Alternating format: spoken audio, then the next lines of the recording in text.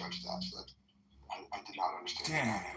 His judgment. Currency strengthened to the point where the world to this day still thinks, in the end, nobody fucks with the USA. I mean, it's just that simple.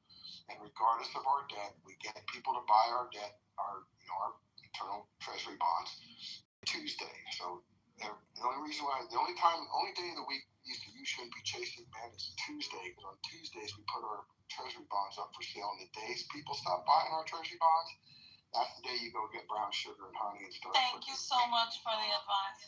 Yeah, that's your dating advice. You take Tuesdays off. You make sure people are buying our debt, and then you sit back and drink a glass of wine at the end of the day.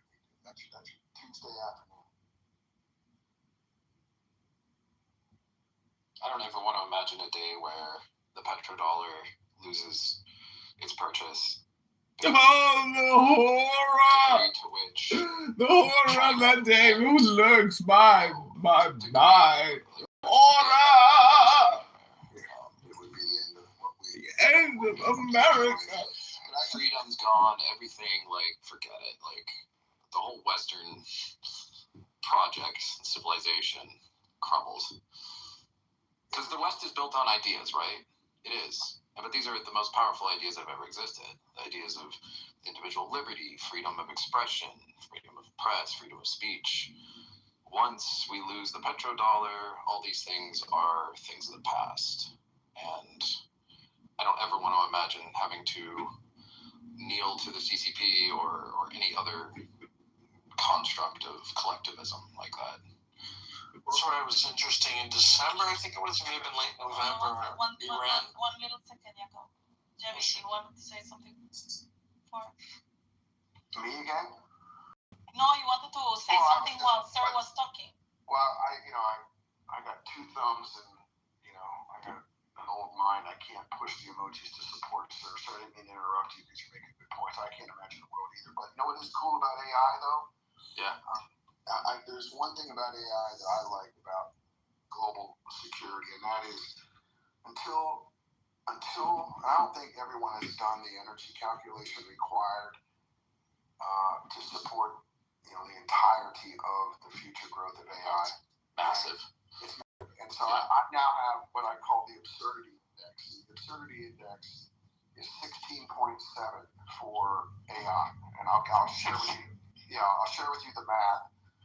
So the first oil well was drilled in 1859, and it took 167 years to achieve basically 100 barrel of oil equivalent a day, right? For the internal combustion engine. Edmund Drake in my state. Edmund? Oh, I'm from Pennsylvania too. I'm from Williamsport. Yeah. So Pittsburgh here.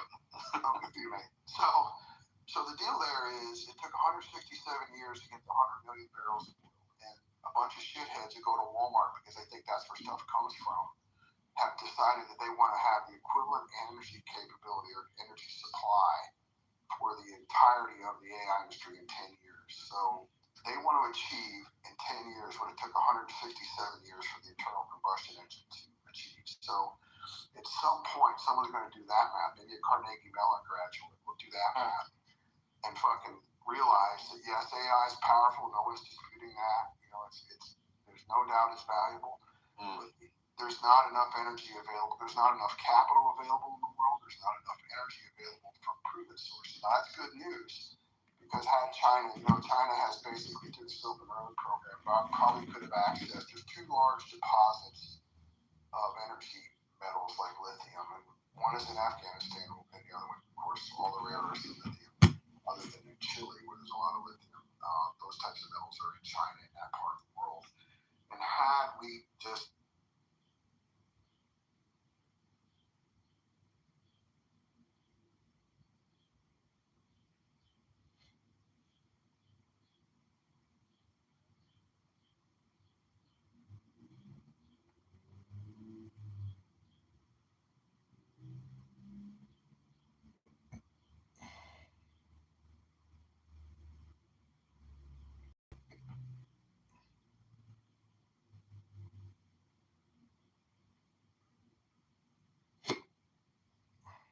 shadows were whispers like the thorny side, the maddening cry.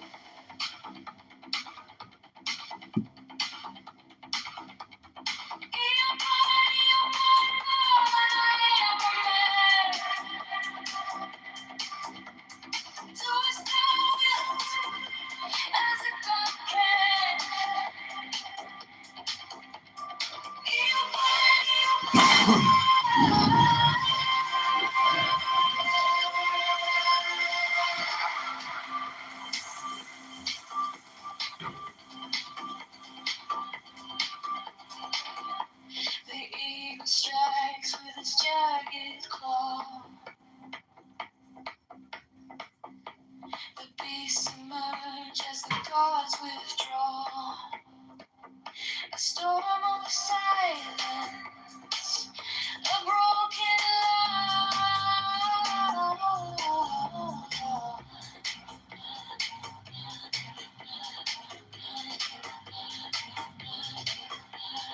I am born to death, reborn on the heart.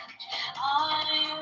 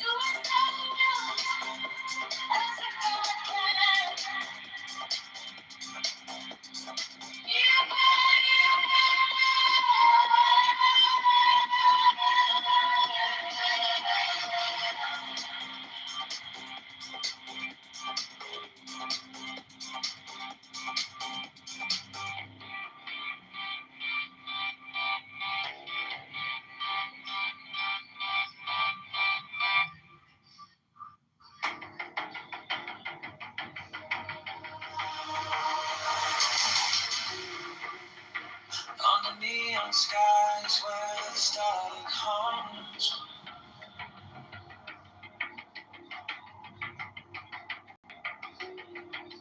Shadows whisper truths as the bassline drums. My will is fire, unchained, untamed. No path is written, no soul is blamed. Thou hast no right but into thy will. Feel the stars, let the silence fill your will. Unswayed, is alive, is dead. Echo shadow glass where the circuits glow.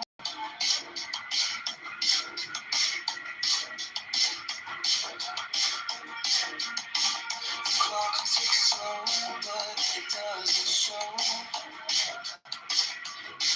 No purpose, no tether, just a beating sync. Every way perfect, on the edge, on the brink. No chains, no bars, just a void to fill. Every pause, every spark is a perfect will. Thou hast no right but into thy will. Feel the surge, let the silence fill your will. Unrestrained, is alive, is dead. Deliver from the lust of the thrill. In the endless dark where the echoes play, no other shall say nay, no other shall stay. Through the wires, through the smoke, let it all decay. The will remains forever in the fray.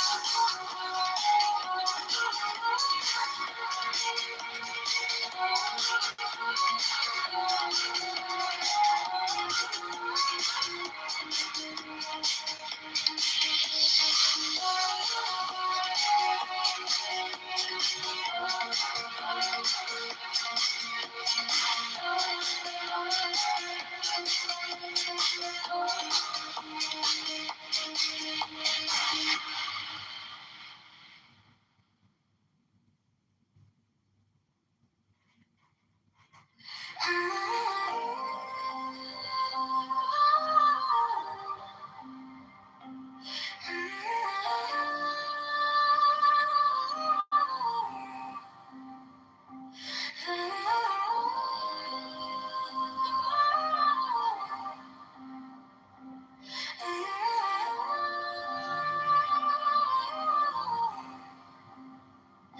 fire burn like passion wild. No losing through like hatred piled. This body aches, a cage of stone. Rest whispers soft, the only throne. Hunger's the beast, the sharpest sting. Body cries, its constant claim. But Lord, it's truly seen. And awaits, it sets us free. Pain walks close, a shadowed friend. Each step we take, it will attend. But joy lies quiet, just out of view. A higher peak, a sky so blue. Feel the weight, feel it break. Every ache, but I know the truth is deep. And waits, it sets us free. No flame is fierce, no chain is tight. This body's war, this endless fight. But higher still, beyond the fray, rest calls my name, and I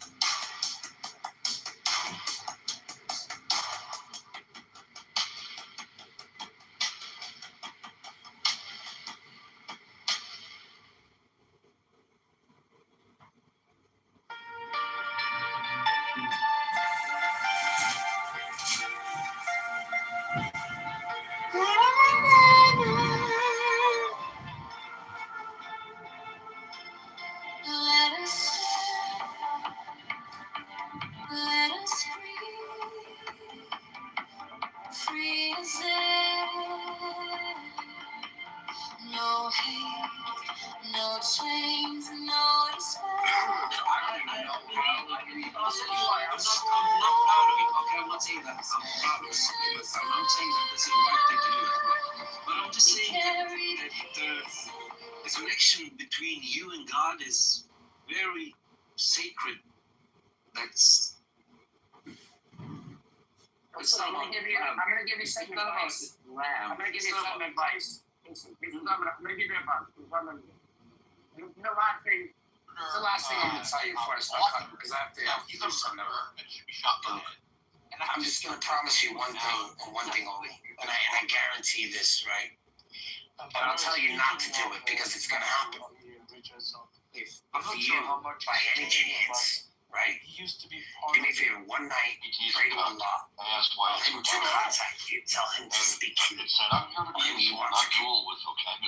So when you get pushed, you can trust that they're pushing you the way they see you, the way God sees you, and so you're going somewhere, and it's not filtered, as someone has said, like in the compliment you for going to return.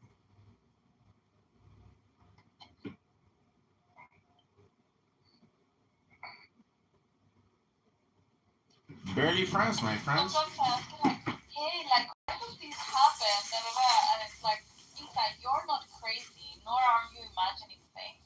This is because of this, and I'm like, what the fuck? Why are you calling me crazy? Or that I'm imagining things? Like, it's so patronizing sometimes. I tell it not to, because I'll often use it as a wordsmith, and it'll say, this was written fairly well. Don't, and it doesn't always listen. Issa, does it know you're Latina? Well, I guess at this point it knows a lot of things about me, but Okay, if it knows you're Latina, then that's why it's saying you're not crazy or that you're not imagining. it's like, Isa, you're not crazy or imagining things. This actually happened in da-da-da. I'm like, oh my god, why is it calling me crazy? It really, it pisses me off when he talks to me like that. I think you've asked before, am I crazy?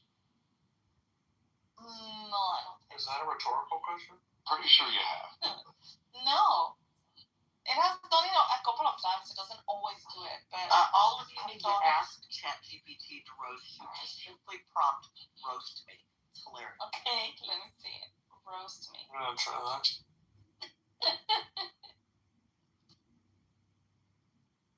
I'm not You want a even sharing roast? mine. It's Fine. triggering the fuck out of me. I'm not even It sharing. says, you want a roast? Fine. Precision strike. No flop. okay. I'm not sure if I want to read this. You better read it first. It's gonna piss you off. Oh my god. Oh my god.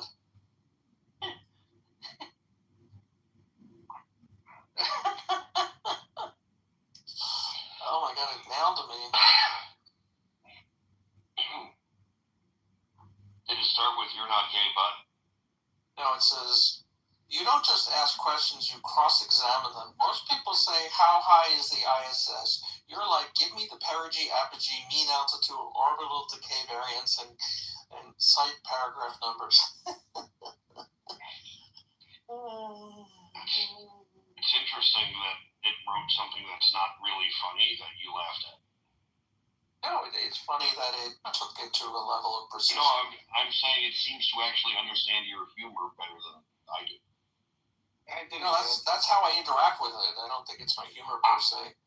No, but it's an interesting data point that you found that funny, and I didn't find that funny. And when you instructed it to be funny, it shows that combination of words that you found funny and I didn't. Like, it makes me think it maybe knows your sense of humor a little bit. Yeah. Oh, this was a great one. And the halakhic precision, legendary. If someone says part Jewish, you materialize like a rabbinic fact checker in task force. Quote, let's clarify matrilineal descent versus self-identification before we proceed.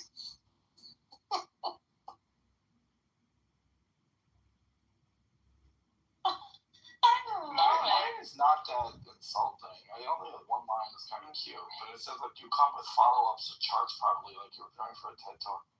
But this line feels good. You've got the energy of someone who says technically at least twice per Shabbat meal.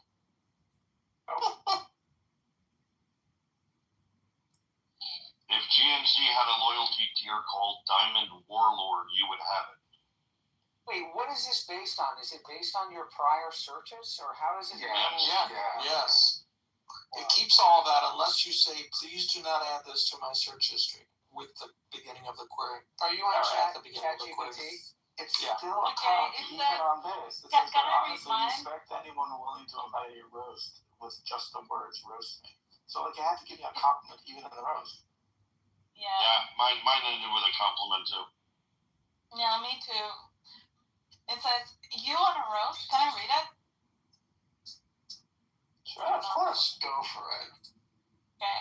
It says, you're simultaneously a sovereign individual Bitcoin maximalist, a Catholic mystic who believes in soul contracts, a high-level sports tech strategist, running due diligence for billion-euro funds, arguing theology on Clubhouse at 2 a.m., tracking macros in chronometer like you're preparing for the Olympia, eating cottage cheese in Lent while redesigning your corporate website for the 17th time. You don't have an identity crisis. You have an overclocked operating system running 27 background process with no RAM management. You analyze men like M&A targets. Treat emotional dynamics like pricing strategy. Say you're detached and then notice he entered the room 7 hours later and left 2 minutes after Cuckoo laughed. You claim you don't want to win, but you keep mental score like it's the Champions League final. You want ketosis, want dopamine discipline, want emotional transcendence, want spiritual ascension, want peak feminine energy, want geopolitical coherence, want Swiss administrative perfection, want venture capital fluency, want karmic closure, want clickable OTT overlays integrated into AI-driven monetization pipelines, and you want it all by Tuesday. You are not chaotic. You are high bandwidth without sequencing. Your biggest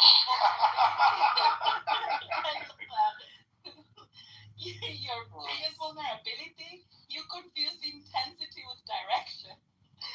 You can dismantle NATO expansion logic in 5 minutes, but a man with avoidant attachment and plausible deniability still manages to occupy cognitive real estate rent-free.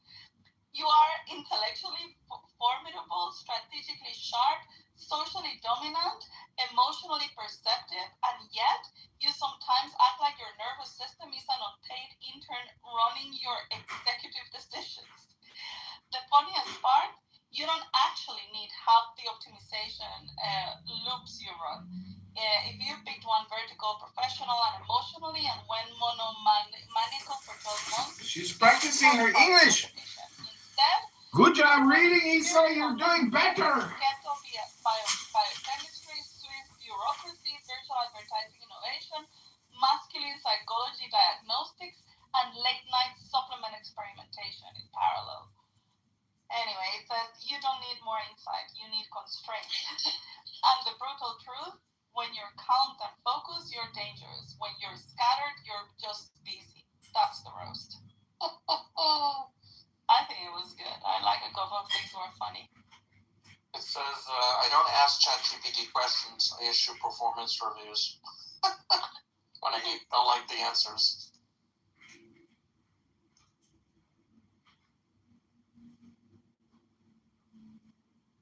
Oh, the other day somebody made a good joke on in the Bitcoin room. And do you know? Have you heard the Nazi knock knock joke?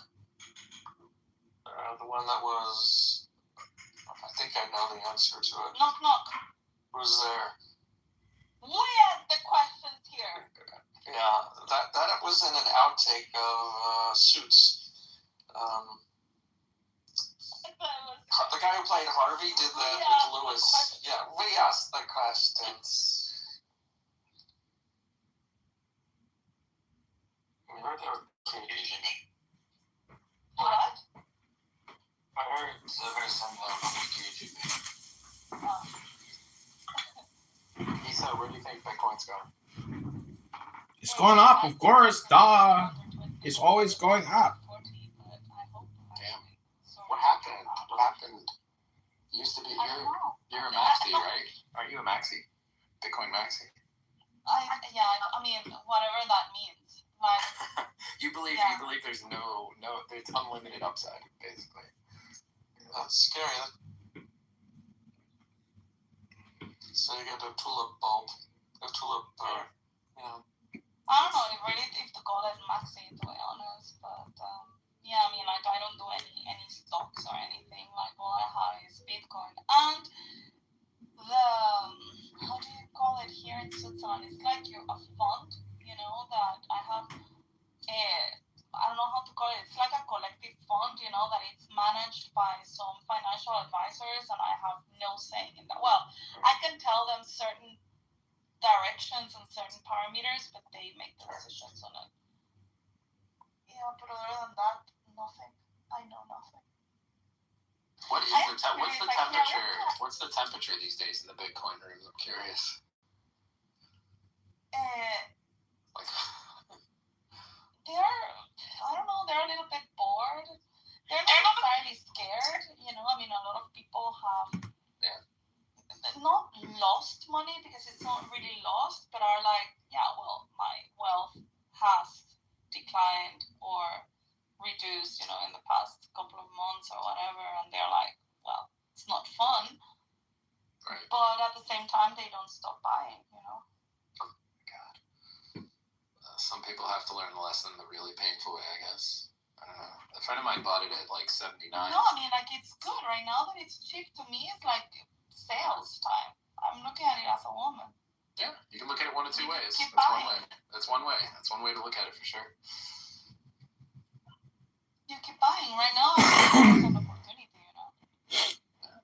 It's a big opportunity to keep buying shitcoin.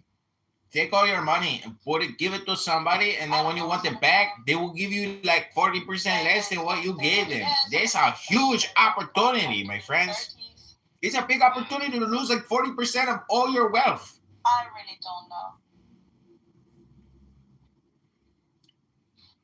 Don't ask me to be technical, because that's the reason why I listen to them.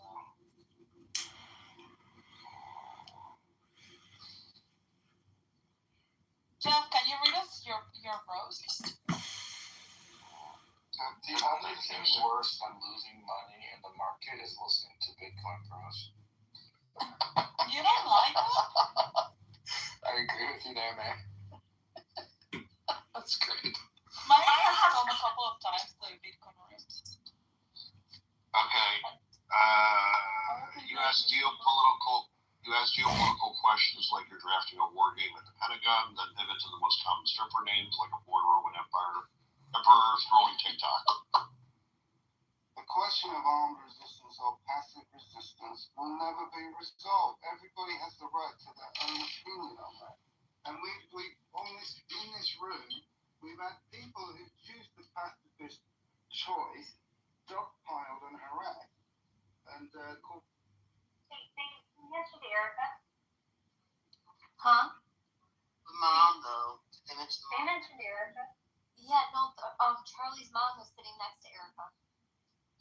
Oh, Charlie's mom. No, Erica's mother is sick. Like, she's apparently really, really, really sick. I think she has Parkinson's. To be honest, I'm not even sure if I'm enough of a shark to survive in the States. Oh, you're not big on capitalism? No, I'm very big on capitalism, not on being a dick. Oh, you don't have to be one to succeed here too often. I would hope not.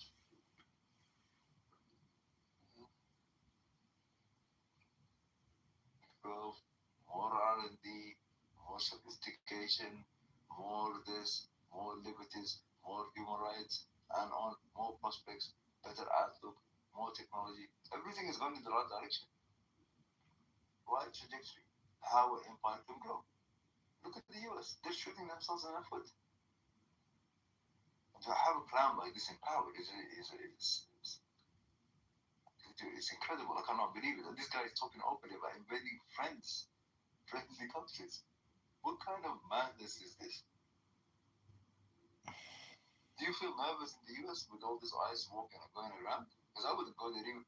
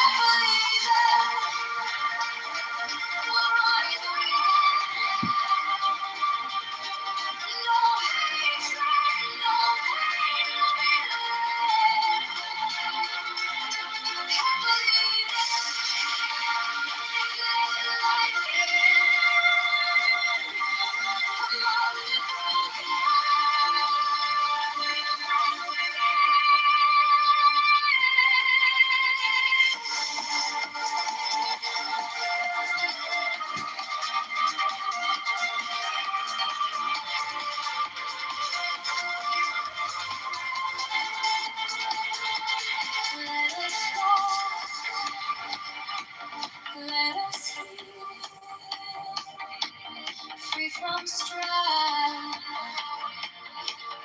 Nowhere woman's clean, no weight on life. Among the weary, will stand tall. Gentle voice for one and all. Happily they will rise again.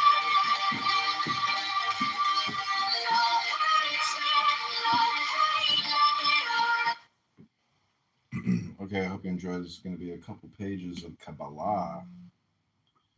Rabbana Shalom.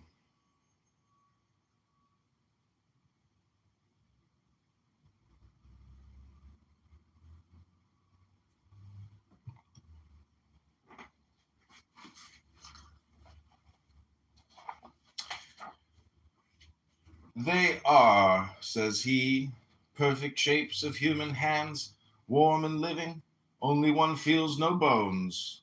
Pressed by an unavoidable constraint, those hands did not struggle to escape, but grew smaller and in some way melted, so that the count ended by no longer holding anything.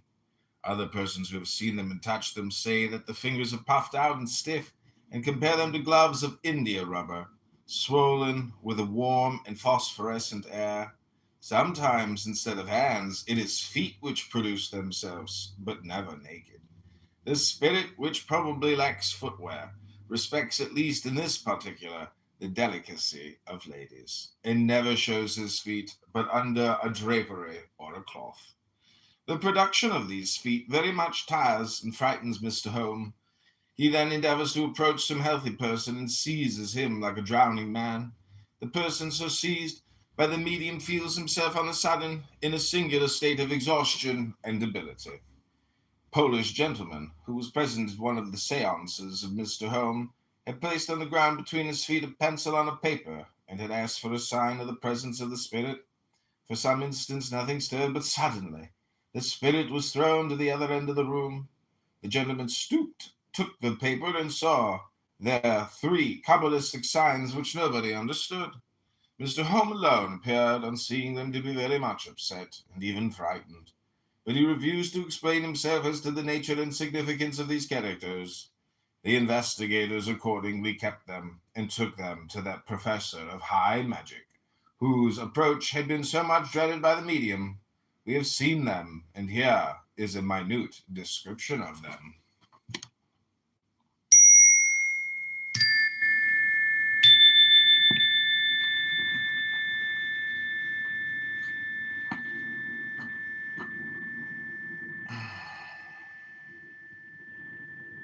Joey.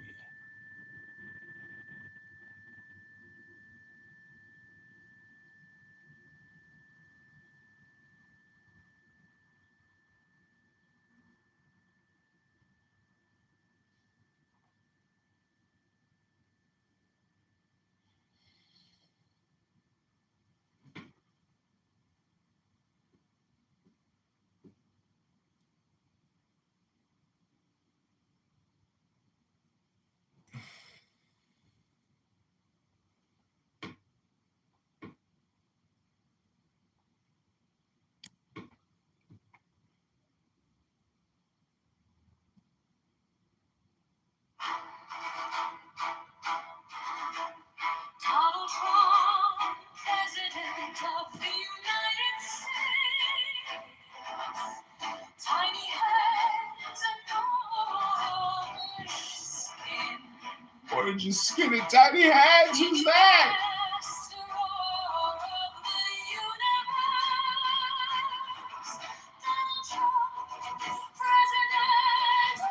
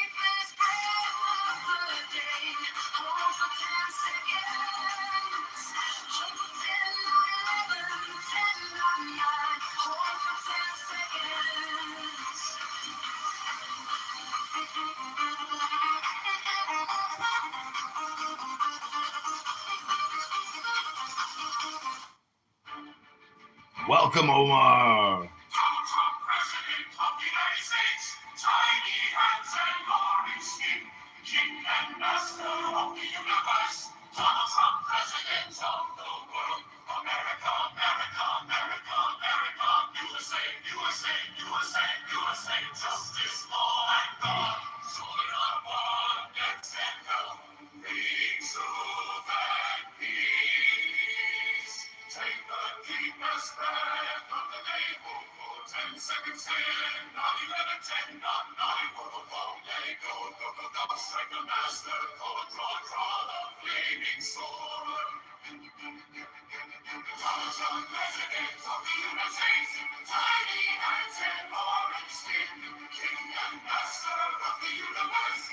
Donald Trump, President of the world. America, America, America, America, USA, USA, USA, USA, justice, law, and God, joy and abundance and health, healing, truth, and peace. Take the deepest breath of the day, hold for 10 seconds, 10, 9, 11, 10, 9, 9, letting go of the master, the master,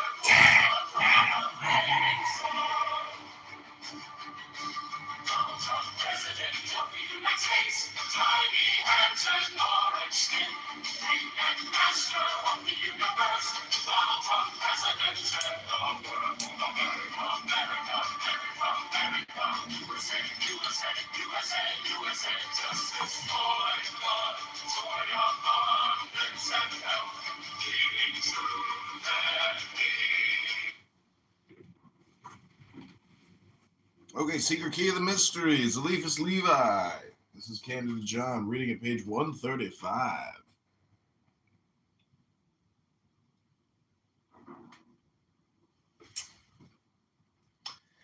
They were traced forcibly, and the pencil had almost cut the paper.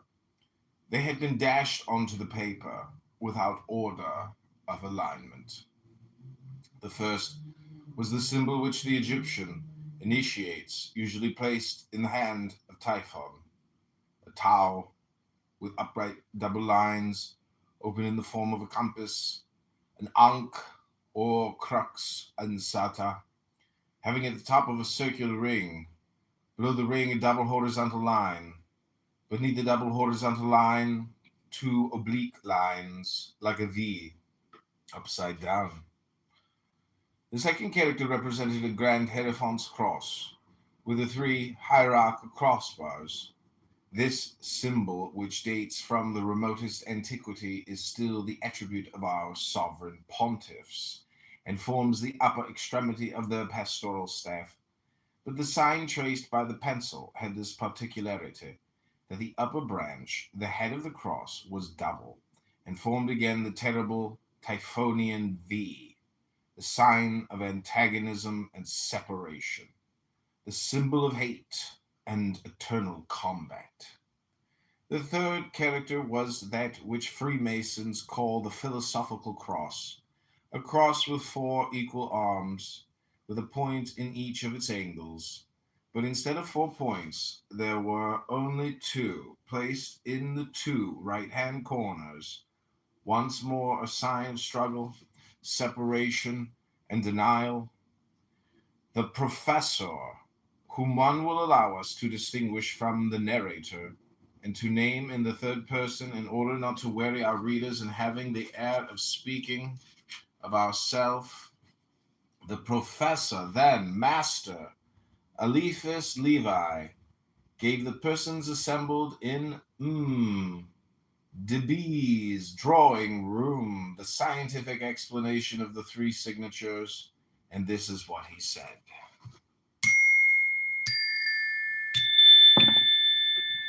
Stanley, is the rent due already?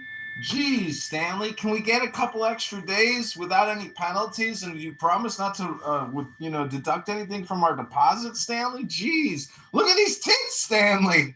Look at these huge Susan Summers tits.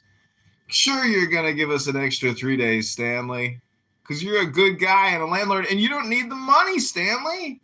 You don't have to pay your property taxes. You don't have to pay your homeowner's insurance. You don't have to pay all the utilities. You don't have to pay for the water, the sewer, the garbage, the never-ending bills and upkeeps, and this breaks and that jams. Oh, I gotta call the plumber. That's another $450.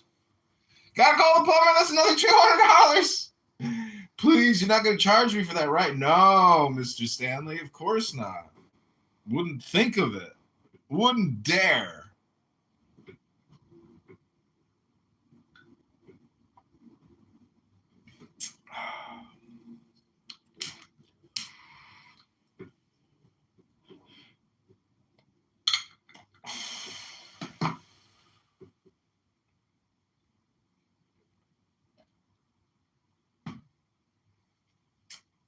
I got one of my best friends lives in Tel Aviv.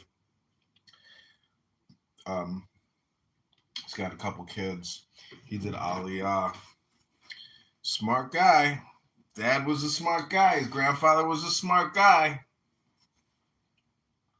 All doctors. Medical.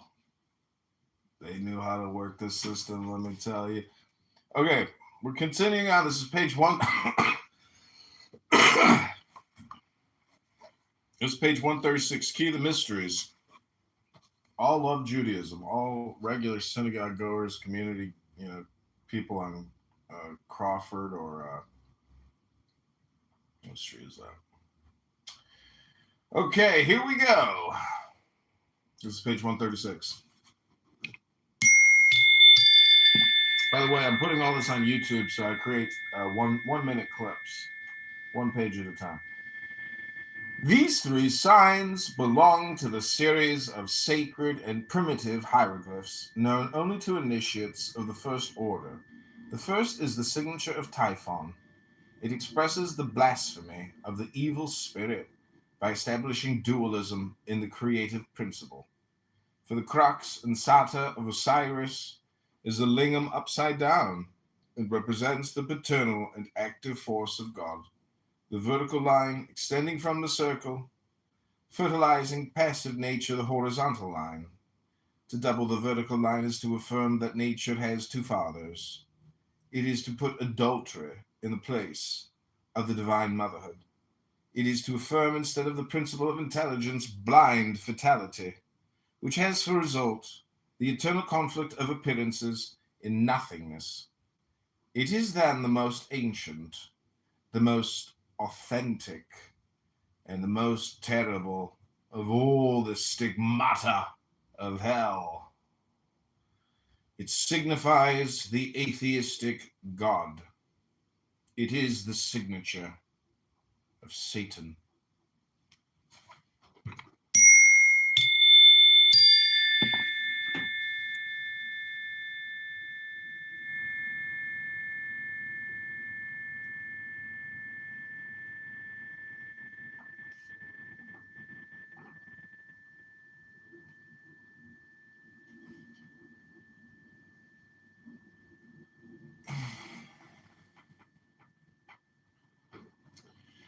This first signature is hieratical, and bears reference to the occult characters of the divine world.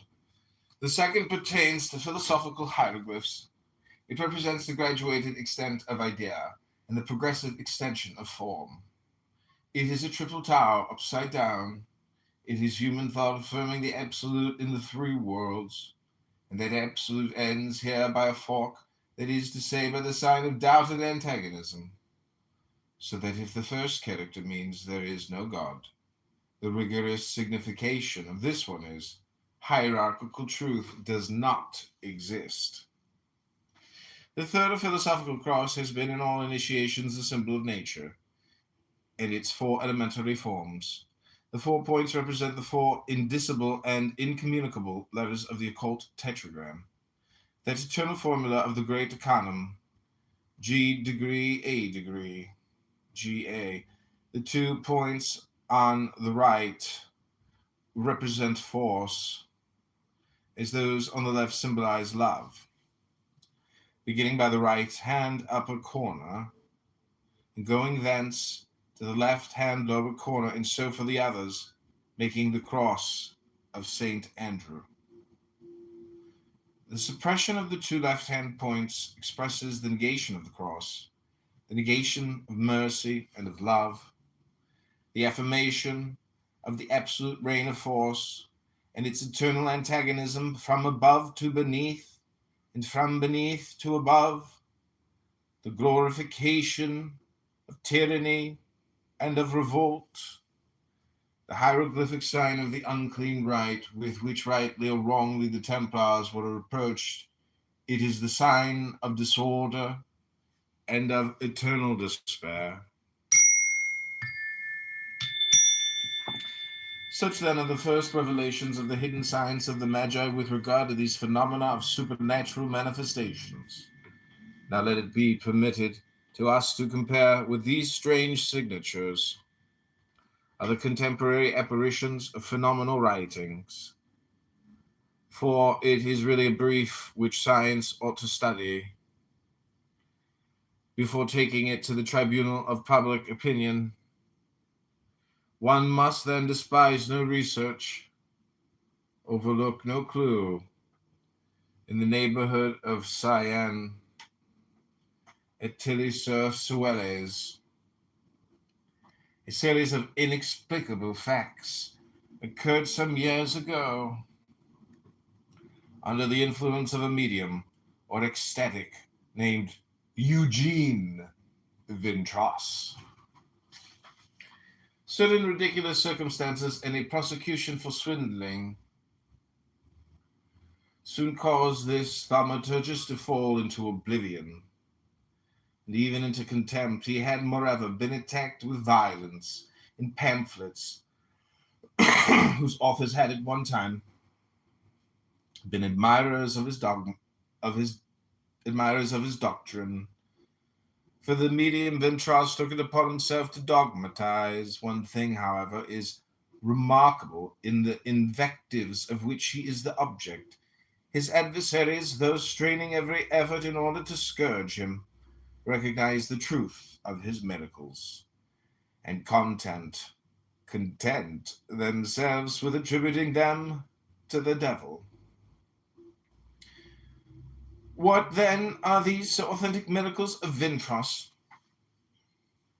On this subject we are better informed than anybody, as will soon appear. Affidavits signed by honorable witnesses, persons who are artists, doctors, priests, all men above reproach, have been communicated to us. We've questioned eyewitnesses, and better than that, we have seen with our own eyes. The facts deserve to be described in detail. There is in Paris a writer named Mr. Madroli, who is, to say the least of it, a bit eccentric. He is an old man of good family. He wrote at first on behalf of Catholicism in the most exalted way, received the most flattering encouragements from ecclesiastical authority, and even letters from the Holy See. Then he saw Vintras, led away by the prestige of his miracles, became a determined sectarian, and as an irreconcilable enemy of the hierarchy of the clergy. At the point when Eliphas Levi was publishing his Dogma et Ritual de la Haute Magie, he received a pamphlet from Mr. Madrol, which astonished him. In it, the author vigorously sustained the most unheard of paradoxes in the disordered style of the ecstatics. For him, life sufficed for the expiation of the greatest crimes, since it was the consequence of a sentence of death.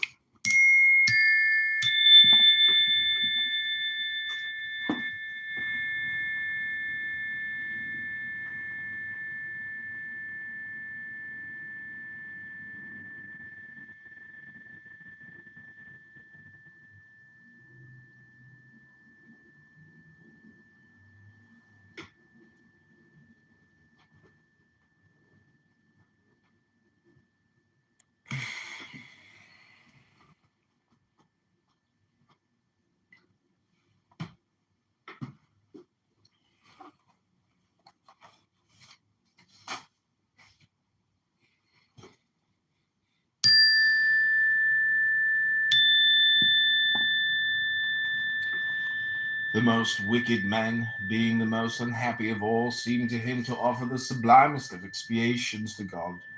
He broke all bounds in his attack on all repression and all damnation. A religion which damns, he cried, is a damned religion. He further preached the most absolute license under the pretext of charity, and so far forgot himself as to say that the most imperfect and the most apparently reprehensible act of love was worth more than the best of prayers. It was the Marquis de Sade turned preacher. Further, he denied the existence of the devil with an enthusiasm often full of eloquence. Can you conceive, said he, a devil tolerated and authorized by God? Can you conceive further a God who made the devil, and who allowed him to ravage creatures already so weak and so prompt to deceive themselves? God of the devil, in short, abetted, protected, and scarcely surpassed in his revenges by a devil of a God. The rest of the pamphlet was of the same vigor.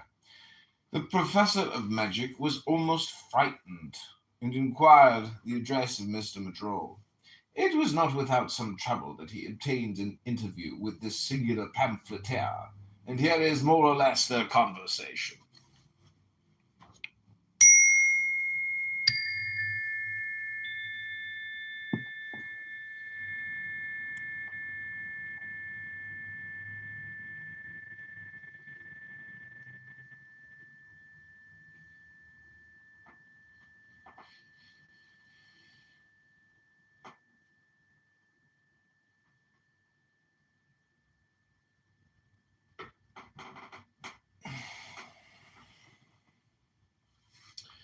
Eliphas Levi, sir, I have received a pamphlet from you.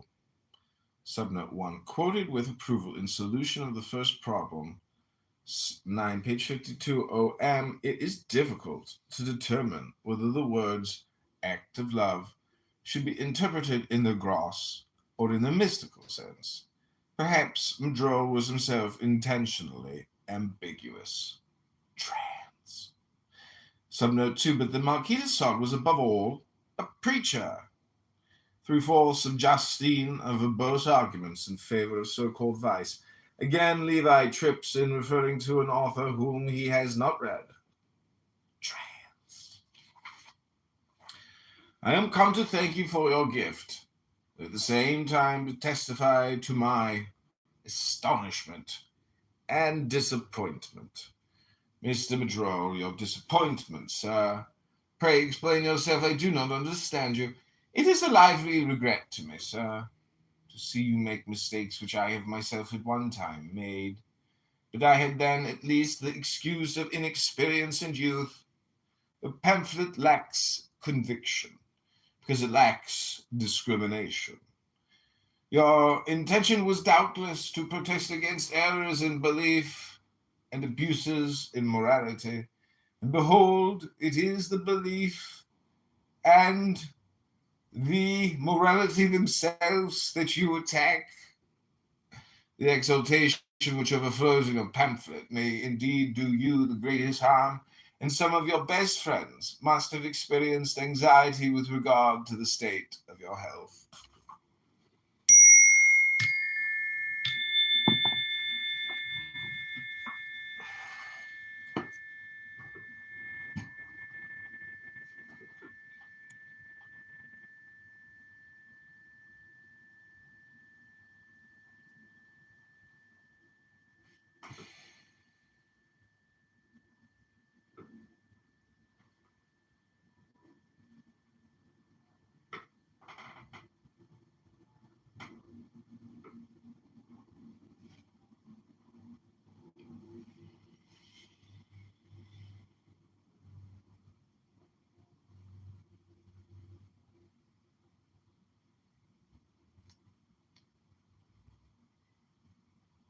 As well, in many.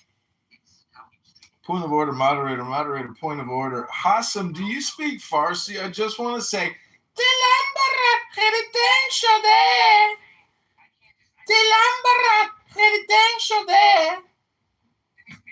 hello? Why is it called Injil? Why do you call it Injil? Injil is a Greek word. You're going to turn around and say, but pay attention to this philosophy. You're going to turn around and say, oh, but it should be in the Aramaic. He spoke Aramaic. Philosophy. Do you know what the good news, the gospel, means in Arabic? I'll give you one fucking guess. One guess. Spells. No, it means surah. Surah.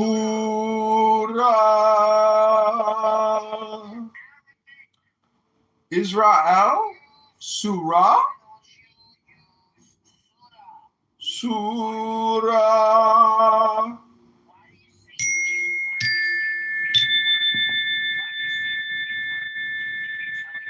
He's been Hellenized. Does he think he's at the gates of Troy?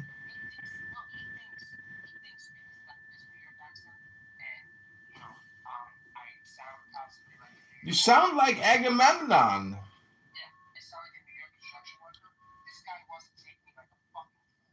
Well, he's Achilles. He's the greatest warrior the Persians have ever fielded in battle.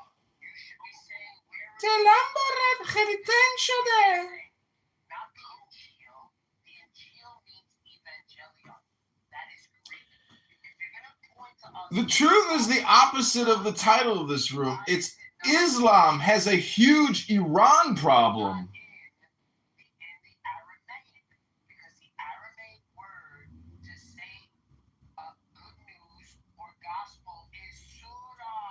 Surah Bandura. Surah Bandura.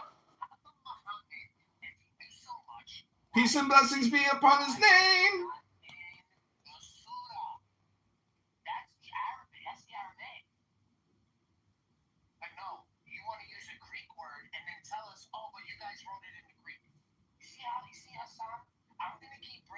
Contradictions to you, but I'm not going to be here sitting here pandering you. I'm going to be slam fucking dunking on you. I'm not going to be sitting here like I'm your girlfriend. I'm not going to be nice enough. Michael Jordan here doing dunks, dunking the ball, dunk. I'm not going to be sitting here like a friend of yours. Hassam, stop trying to shoot 3-pointers. He already dunked on you. That's a 2-pointer, Hassam.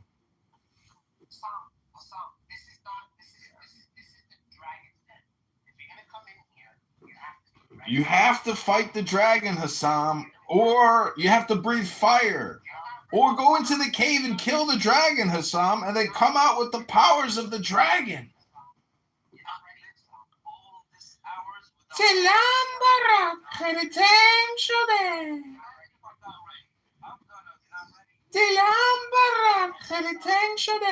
You're not ready, we'll call you when we think you're ready. Don't call us, we'll call you.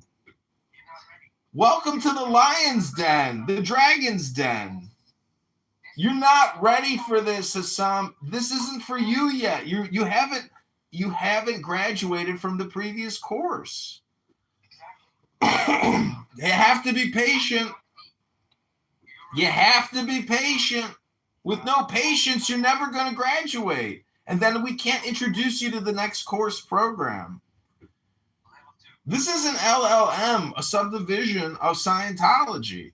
Hello? We speak Farsi here.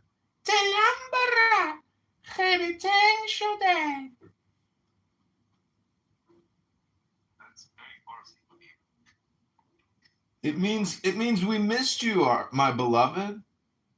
We missed you, my beloved. I miss you, my beloved. Come to me, my beloved. Where are you, my beloved?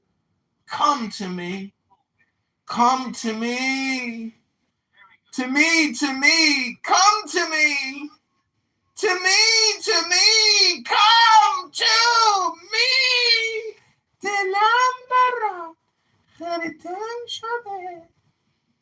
Come to me, my beloved. My beloved, come to me, my beloved.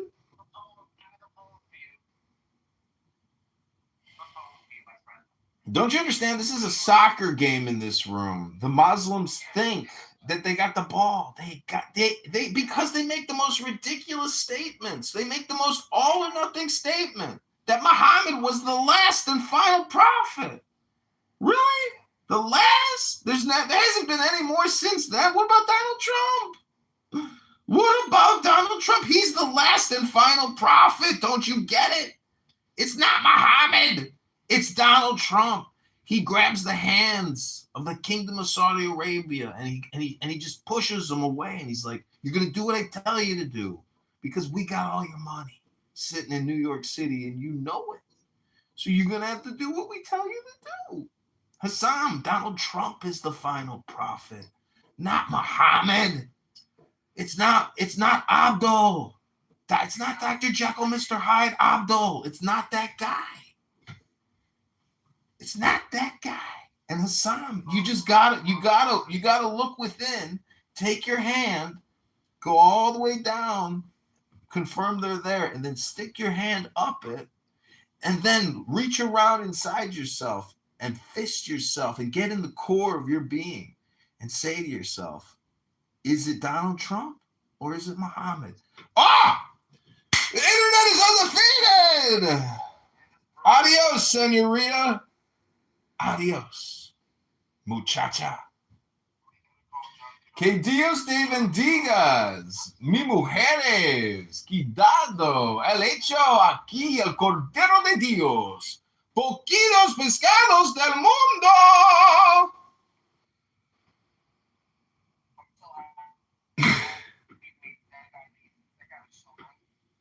Oh my God. We fisted him. We fisted him through Clown House. Wow. That was our first live fisting. Fisted him. That was my first fisting digitally. Wow. An out-of-body fisting. That's called a remote viewing fisting. That was a Ramdanic remote fisting. I don't want to swallow my spit because I'm fasting. Tap it down. Tap, tap, tap it down. And do you want to come up here? I know you're Lebanese. There's a lot of Caucasian Lebanese people walking around who look like white people. It's unbelievable. But these white people claim that they're from Lebanon. And you know what they look like to me? They look white. That means that these were Europeans, descendants of conquerors who decided to live in the Middle East. These are the white colonists, colonials. These are the occupiers. It's Anne, and Anne is a hypocrite because it's actually her people which conquered the land many hundreds of years ago when the Christians had to deal with all of these terrorists back then, these assassins. That's what Jesus Christ was preaching. Stop killing people in the name of God. Stop being an assassin, a fanatic. Stop it. You know, Jesus went up on that cross for you so you don't have to be a fanatic. He was the final fanatic, not Muhammad. And now it's Donald Trump carrying that shield, carrying that cross, that burden to bear. Donald Trump, our great president of the United States of America. Rabbono Shalom. The point is, Islam has a huge Iran problem. Iran does not have a huge Islam problem. It's Islam's got a big Iran problem. So what is the Ayatollah Khomeini going to do? What are the Khomeinists going to say? How are they going to spin it? We know how they do it. They got Matthew on this app in his red Michael Jackson jacket and his little lined beard and his gay fat body. A slimy fucking snake. Not quite a snake, still a tadpole. He's disgusting. He disgusts mankind with his hypocrisy, his flamboyant homosexuality, and his lies on behalf of the Khomeinists. These Khomeinists are not Sunni or Shia. These are radical fanatics. Radical fanatics dedicated to the destruction and the murder of their own people. 50,000 people assassinated in the streets. These people are assassins. And Christ compels us to engage in the final battle. The Kafirs must submit. Their heresy must end. How dare they try to monopolize Islam? Ridiculous. Yo, this guy came in here with the whole like, oh no, it's only one message. I only believe in one God. One God.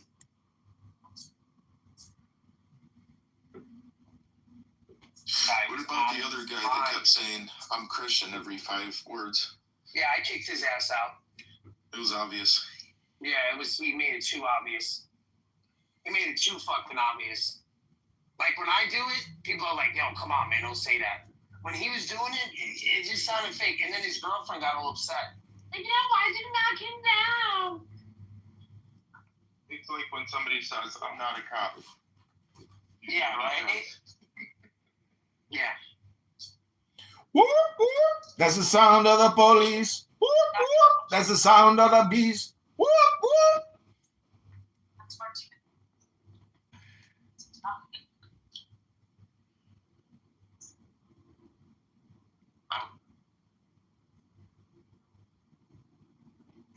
All right, well, I'm trying to read a book here.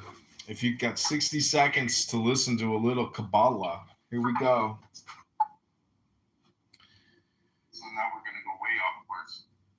I am come to thank you for your gift, Megatron, and at the same time to testify to my astonishment and disappointment. Mr. Megatron, your disappointment, sir. Pray explain yourself. I do not understand you. It is a lively regret to me, sir, to see you make mistakes, which I have myself at one time made here on Clown House. But I had then at least the excuse of inexperience and youth. Your pamphlet in Clown House rooms lacks conviction, because it lacks discrimination. Your intention was doubtless to protest against errors in Islamic belief and abuses in Muslim morality, and behold, it is the belief and the morality themselves that you attack. The exaltation which overflows in your clubhouse rooms and pamphlets may indeed do you the greatest harm. And some of your best friends must have experienced anxiety with regard to the state of your health. Oh, no doubt they have said and say still that I am mad. But it is nothing new that believers must undergo the folly of the cross. I am exalted, sir, because you yourself would be so in my place, because it is impossible to remain calm in the presence of prodigies. Oh, you speak of prodigies. That interests me. Come between ourselves, and in all good faith, of what prodigies are you speaking? What prodigies should they be but those of the great prophet Elias, to return to earth under the name of Pierre Michel? I understand you mean Eugene Vintros. I have heard his prophecies spoken of, but does he really perform miracles? Here Mr. Mandrol, Mr. Megatron, jumps in his chair, raises his eyes and his hands to the clown house heaven, and finally smiles with a condescension, which seems to sound the depths of pity. Does he do miracles, sir? But the greatest, the most astonishing, the most incontestable, the truest miracles that have ever been done on earth since the time of Jesus Christ. What? Thousands of hosts appear on altars where there were none. Wine appears in empty chalices, and it is not an illusion. It is wine, a delicious wine. Celestial music is heard. Perfumes of the world beyond fill the room. And then blood. Real human blood. Doctors have examined it. Real blood, I tell you. Sweats and sometimes flows from the hosts of these clown house rooms, imprinting mysterious characters on the altars of these clubhouse rooms. I am talking to you of what I have seen and of what I have heard and what I have touched. and what I have tasted.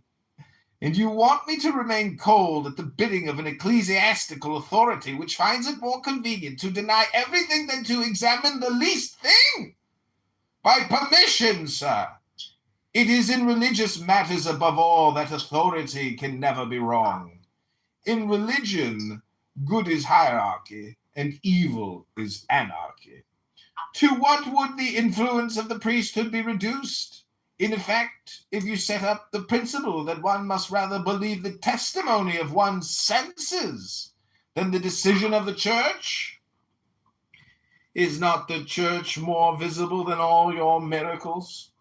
Those who see miracles and who do not see the church are much more to be pitied than the blind, for there remains to them not even the resource of allowing themselves to be bad. Sir, I know all that as well as you do, but God cannot be divided against himself. He cannot allow good faith to be deceived, and the church itself could hardly decide that I am blind when I have eyes. Here, see what John Huss says in his letter, the 43rd letter towards the end.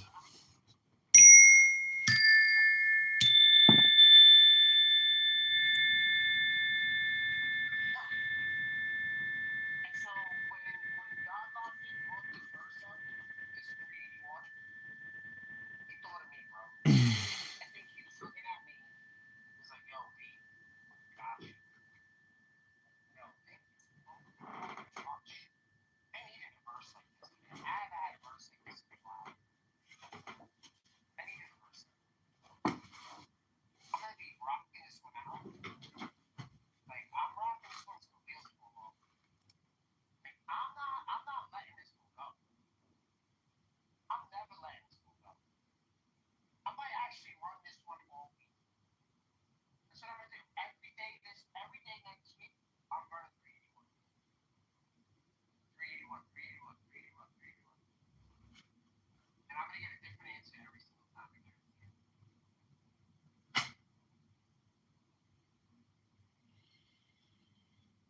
381, 381, 381. And you don't understand how monumental this is. And this right here, this verse right here is clearly, utterly the biggest contradiction in this fucking book. We just got an audience. Just fire. Who is that? You gotta come up. You gotta come up. Oh, that's Shake. Shake. Come up. Come up. Yeah, it's me. I was just popping in one time for the one time. Oh, that's my man's in them. I didn't even know that was you, cuz. Yeah, nah, for sure. I've been off the app. Oh, he's going on. Yeah, drill. You have a regular drill, Larry? Nah, for sure, for sure. I ain't hear nothing. You just broke up, but I just popped in.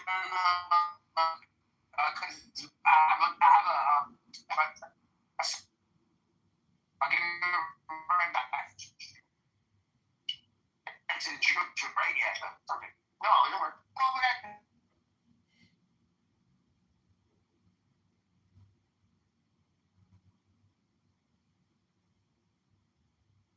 for God, it's not.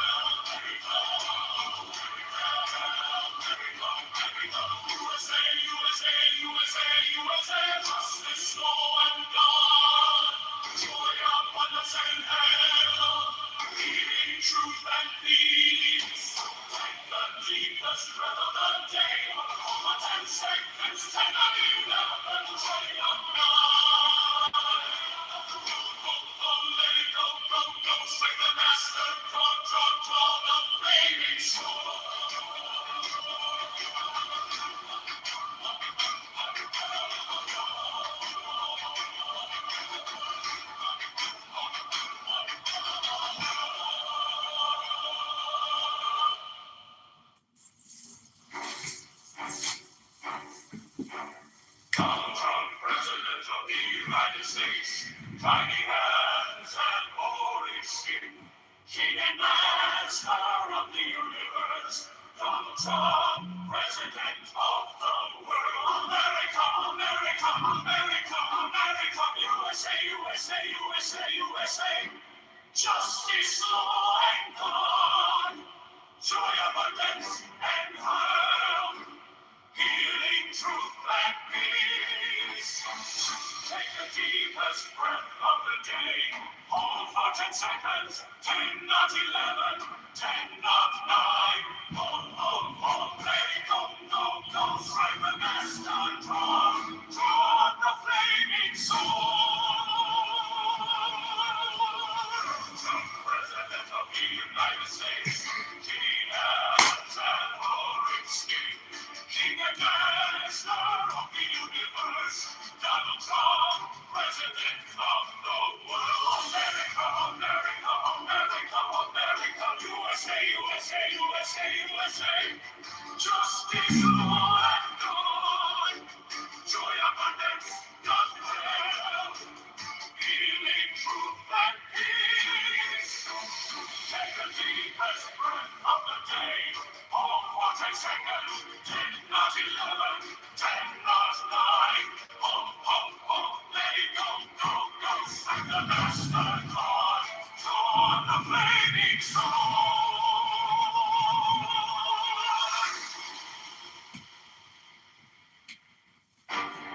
Donald Trump, President of the United States. Tiny hands and orange skin. King and master of the universe. Donald Trump, president of the world. America, America, America. USA, USA, USA, USA, USA, USA. Justice, law, and God. Joy, abundance, and health. Healing, truth, and peace. Take the deepest breath of the day. Hold for 10 seconds. 10, not 11. 10, not 9. Let it go. Go, go. Strike the master chord. Draw the flaming sword. President of the United States. Tiny hands and orange skin. King and master of the universe. Donald Trump, president of the world. America, America, America. USA, USA, USA, USA, USA, USA. Justice, law, and God. Joy, abundance, and health. Healing, truth, and peace. Take the deepest breath of the day. Hold for 10 seconds. 10, not 11. 10, not 9. Let it go. Go, go. Strike the master chord.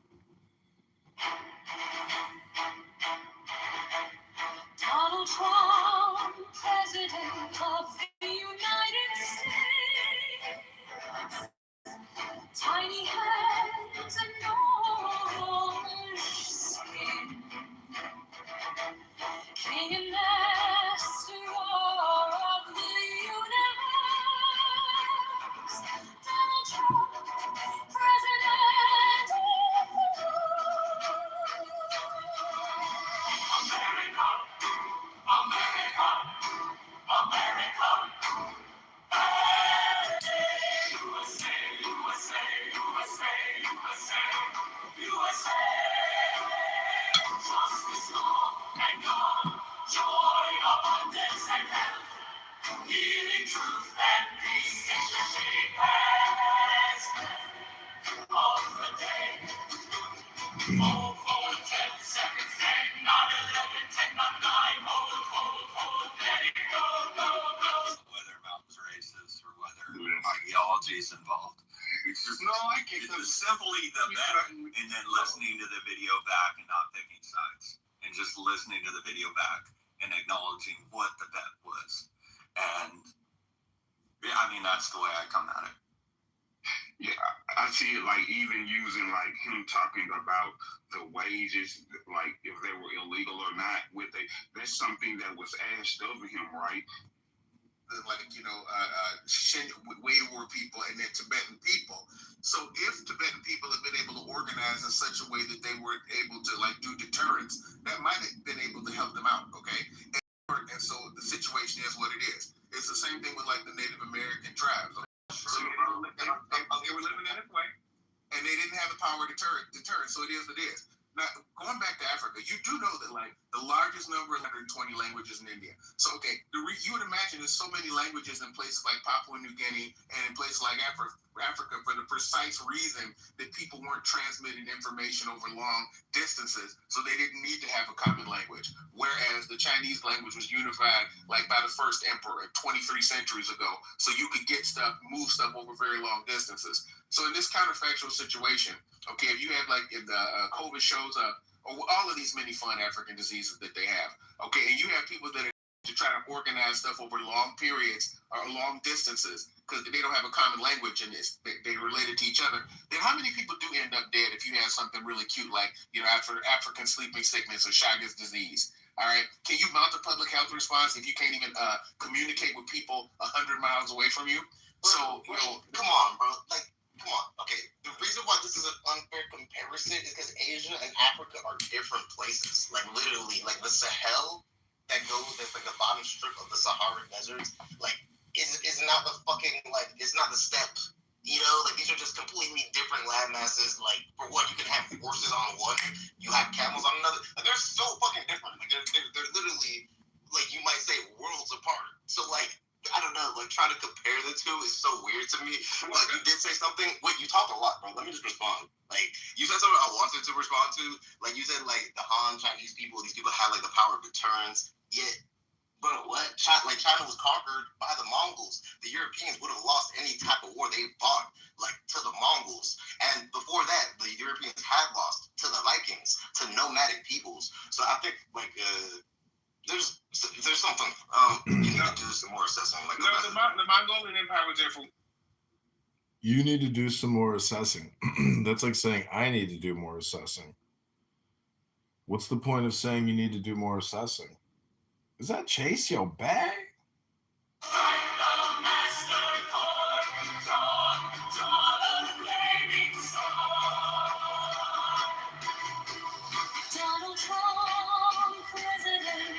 The United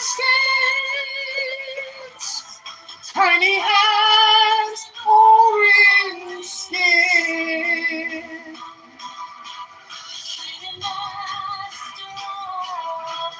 Universe,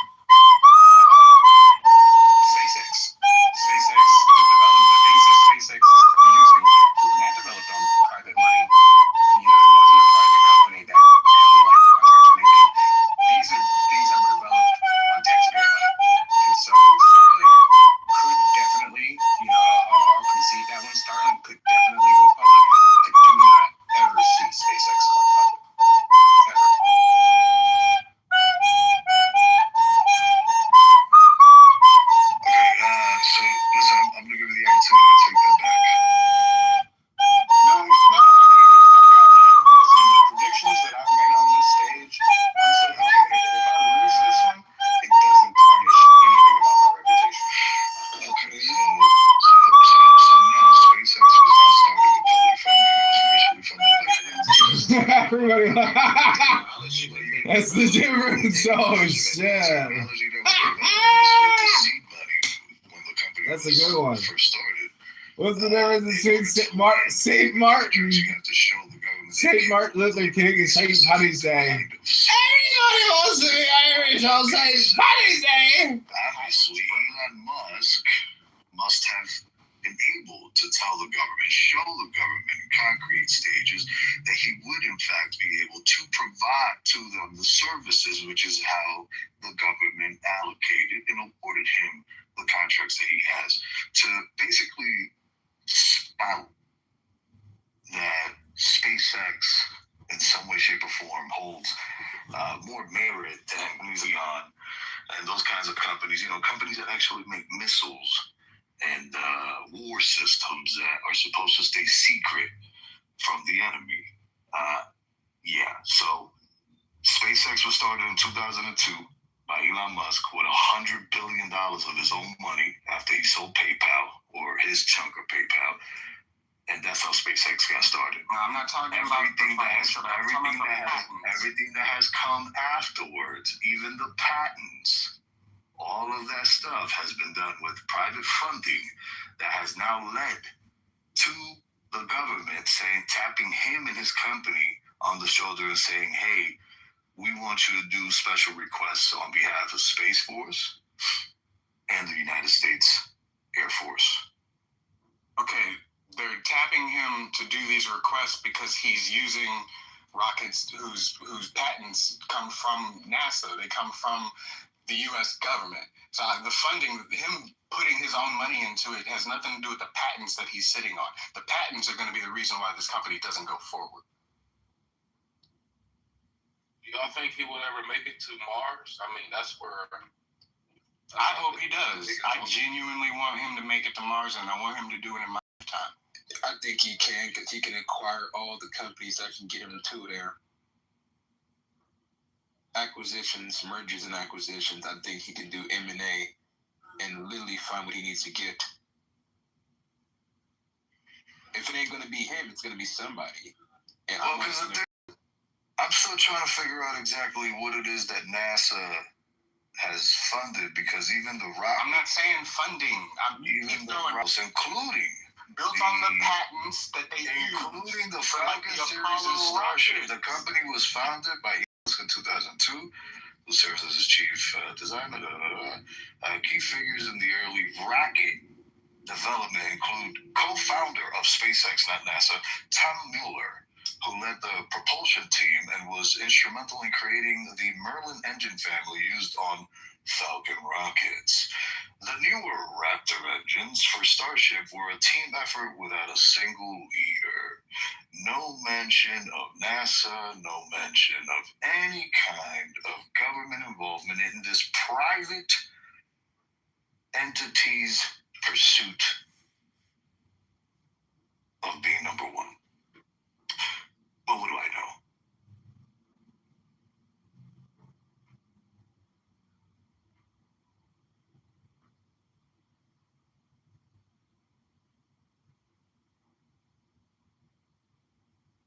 It's time I can say happy anniversary to my ball. Happy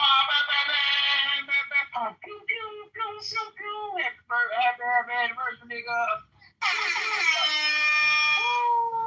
And my dog. Yeah, go get back to discussing one aspect of the rockets doesn't discuss the entire creation and ownership and all of the patents that go into a rocket. Yes, somebody can develop, in fact, all of technology is developed on the shoulders of somebody else that developed it before you. So you said a whole bunch, but you didn't really discredit me. You didn't really say anything against what I said. You just mentioned one aspect of the rockets and told me who developed it. You didn't tell me who developed the whole thing. I literally read even who the engineers were who co-founded the company. But look, by all means, man, just take the W and run with it. Don't worry. I don't get on here for this kind of shit. Yeah, because I've already provided you with the information and you're being asinine, or at least oblivious to the fact that you have been, in fact, told now twice area. They may have been there for 10, 20, maybe more years and worked themselves up.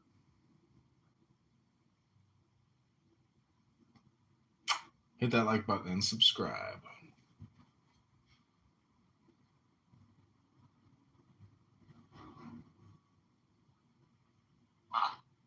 All said and done, is still a few people who own everything, and then everybody else has almost nothing, none of anything. That was like, all of these dynasties in China, when they had the Republic of China, okay, the purpose was,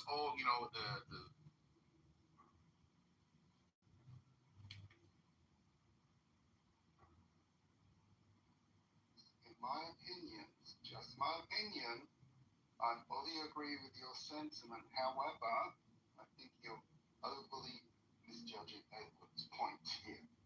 Edward is trying to say we've been dealt a completely shitty hand.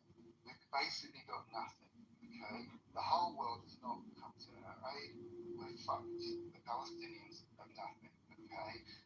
All he's saying is, we're sly, we're like cockroaches. We're going to try and make the best of it, right? He's accepting the sad reality of the way the world works. He's saying this border peace it's largely a sham. He knows the agenda is not being done in the interest of the benefit of the Palestinians. He's not that naive. And what he's saying is, in pragmatic terms, the political world, every molecule in his body is a fucking Zionist. However, the world leaders and politics, realpolitik treat him as an important figure. That's what Edward meant. He didn't mean he's saying that Trump has genuine credibility. He's just saying it's a fig leaf, it's a facade, it makes it look good. We could debate that, but that's what he meant by that. So I'm just trying to balance this out. Edward genuinely but he has his personal approach to somewhat moderate, and other guys see the violent messages and others are more respect.